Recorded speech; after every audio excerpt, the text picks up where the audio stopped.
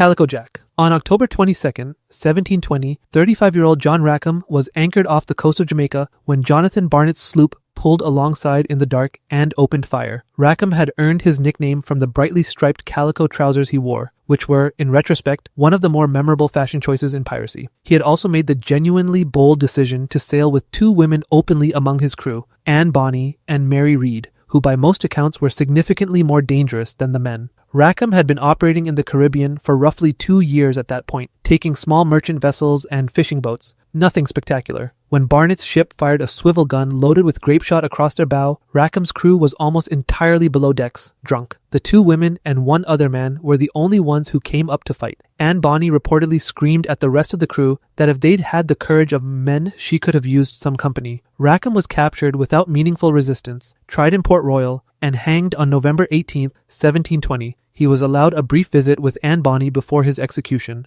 She told him that she was sorry to see him there, but that if he had fought like a man, he need not have been hanged like a dog. Then she left. His body was placed in a gibbet cage at a small passage near Port Royal, now still known as Rackham's Cay.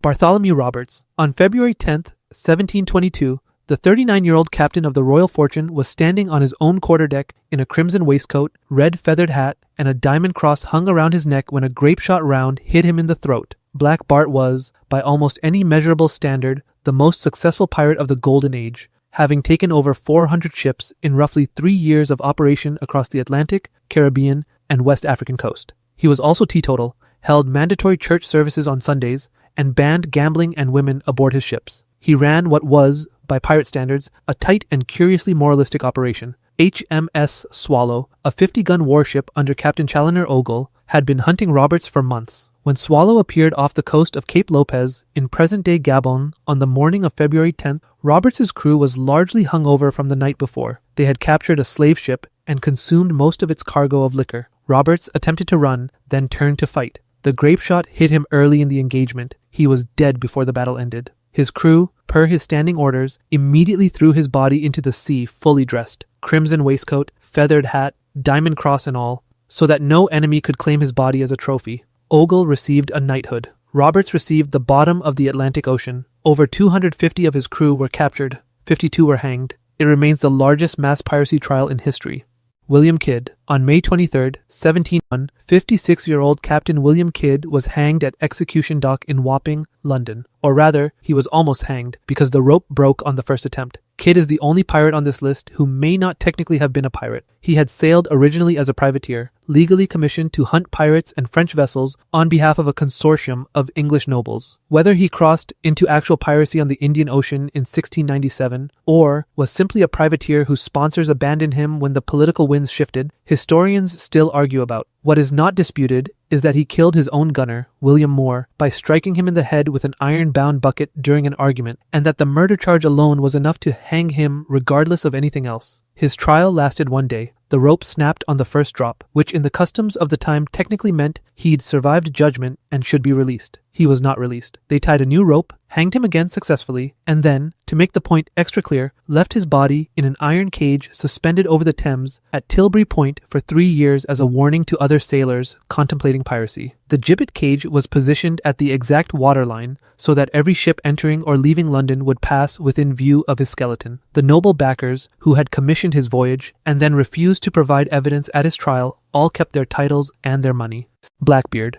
On the morning of November 22, 1718, 38-year-old Edward Teach was anchored in the shallow inlet of Ocracoke Island, North Carolina, reportedly so drunk the night before that his crew had barely managed to stand watch. He had spent roughly 2 years terrorizing the Atlantic seaboard and Caribbean, commanding a flagship called Queen Anne's Revenge, and blockading the entire port of Charleston for a week just to extort medicine for his crew. At his peak, he commanded 4 ships and over 400 men. By the morning of November 22nd, he had 8. Lieutenant Robert Maynard of the Royal Navy had tracked him down with 2 small sloops and no cannons, just muskets, pistols, and the specific intention of ending Blackbeard's career permanently. Maynard drew Blackbeard's fire, let his crew appear dead below decks, then surged them back up the moment the pirates boarded. What followed was close-quarters butchery. Blackbeard took 5 pistol shots and approximately 14 sword wounds during the fight and kept moving. He was loading a pistol for what would have been his final shot when his body finally accepted what had happened and he dropped dead mid-action. Maynard decapitated him and hung the head from the bowsprit of his sloop, tossing the body overboard. According to sailors present, the headless corpse swam 3 circles around the ship before sinking. That detail is almost certainly false. It was recorded anyway. The most feared pirate in American history ended his career with 14 stab wounds, 5 bullet holes, and no head.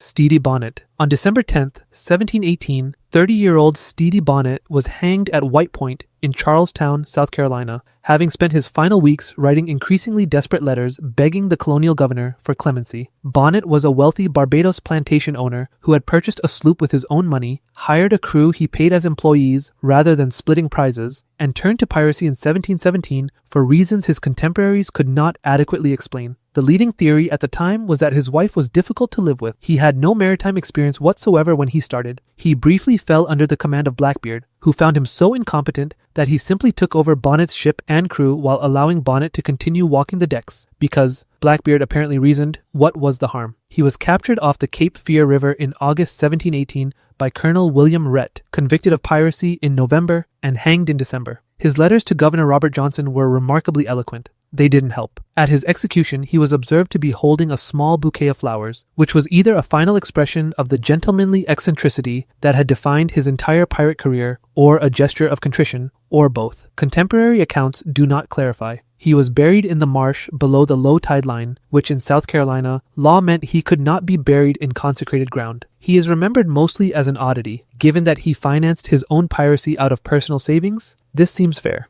Ching Shih. In 1810, at approximately 35 years old, Ching Shih retired. She did not die in battle. She was not captured and hanged. She was not betrayed or shot or drowned. She negotiated a peace settlement with the Chinese imperial government, kept most of her plunder, kept her fleet, and opened a gambling house in Guangzhou where she lived comfortably until 1844. She died at approximately age 69 of entirely natural causes, which makes her almost singular in this genre. Ching Shih had inherited command of the Red Flag Fleet from her husband Zheng Yi when he died in 1807, and over the following 3 years turned it into the largest pirate confederation in history, over 1,800 vessels at peak strength and between 60,000 and 80,000 crew members operating along the southern coast of China. The Imperial Navy could not defeat her. The Portuguese Navy tried and was routed. When the British East India Company offered to help suppress her, the Chinese government declined because they didn't want to give the British any more footholds on the coast. She had effectively become a naval power that rivaled the state.